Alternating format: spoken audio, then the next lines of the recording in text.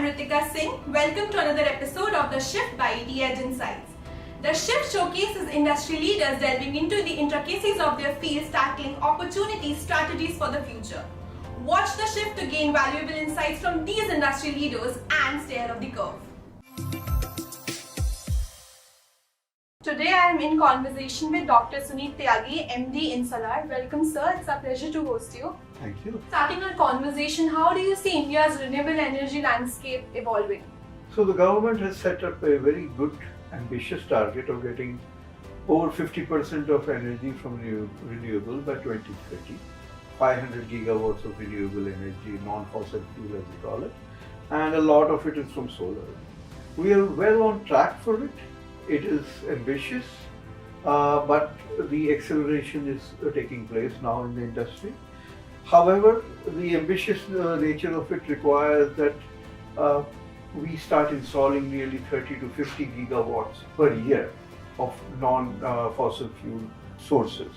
That is going to require a lot of capacity building, a lot of finance to be brought to the table, and a lot of execution and approvals to get into. Land is a concern, that's a big challenge.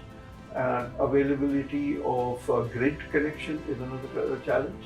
And also there are issues got to do with other approvals which can be there. Regulations have to be firm, we should not be getting too many changes.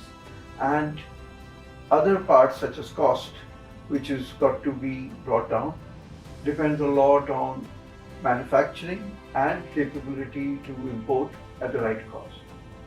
Those aspects have to be taken care of, balancing the need for bringing domestic manufacturing with the need to meet the targets of installation of the power. These are some things which can be addressed, but the policies are somewhat in place, they need to be firm. That's all we can say. Talking about the India story, where do we stand globally? We're already one of the largest or the renewable energy producer. I think we are the third largest solar market last year. We may have exceeded the US in terms of solar capacity addition in the first 6 months of this year, but we will be there in the top 3. However, we have to keep in mind China is nearly 5x that our size in terms of how they're installing, more than that actually. So there is a lot to be done in India. If we do indeed go to the 50 gigawatt a year addition, it would put India in the very number 1, number 2 position. India has a need for energy. A lot of energy requirement is there.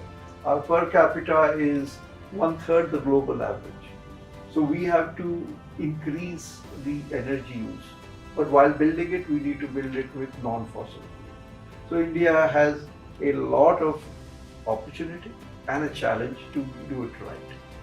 In addition, India has to be growing its own domestic manufacturing. We cannot be dependent on others. That itself makes the energy requirement go up quickly. Industrialization will double the need for the energy coming from that sector. So there's a lot of opportunity here in India.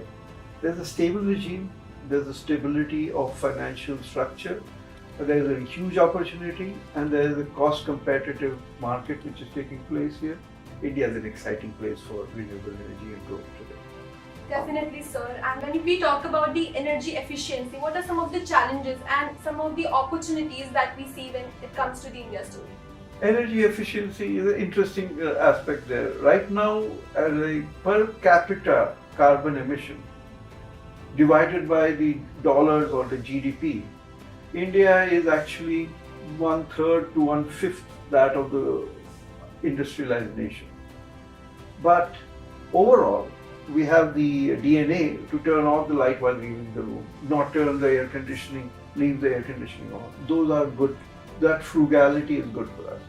However, adding sensors which will make sure that we are able to do best with the energy available would be very important. Flip side is, India has a lot of hard engineering work to get done. We have to build roads, we have to build buildings, we have to do a lot of industrialization. That's our growth ambition, and we will go down that path. When you do these, the hard-to-abate sectors like steel, cement, these become challenges which we have to deal with while we are trying to grow.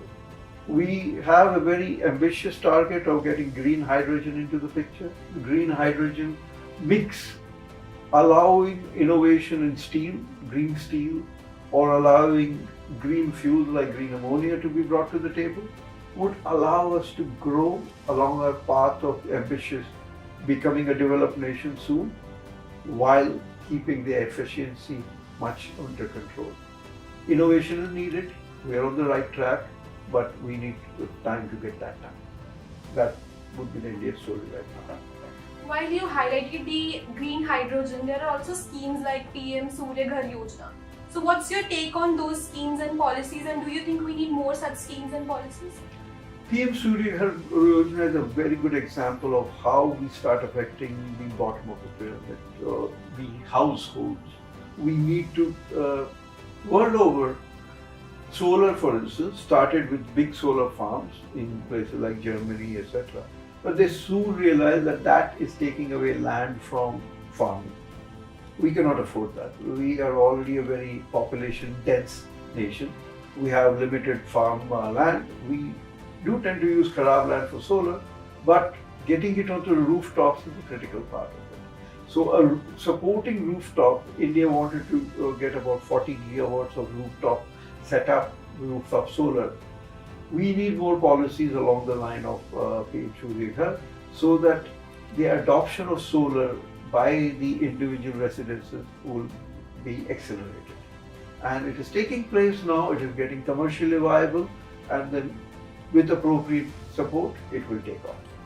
What are some of the global trends that you see? Globally, we talked about green molecules and green hydrogen. We talked about hard-to-abate sectors, and they are hard to abate because they are difficult to take care of the decarbonization. Those trends will require collaboration, innovation, and technology development and transfer to scale. And those trends have to be supported. But the other big trend is everybody wants to talk net zero, everybody wants to talk decarbonization, but the funds are not yet coming to the table. And funds are not coming to the table till there is a parity in the return the funds get. Finances will go only where the ROI is there. That will come place when there is a global carbon market of sorts, which will allow pricing in of what's called these externalities in the finance sector, and then we can see the acceleration towards net zero, which is the need of the hour. Moving to the last part of this conversation, as a leader, how do you instill sustainability in your own operations?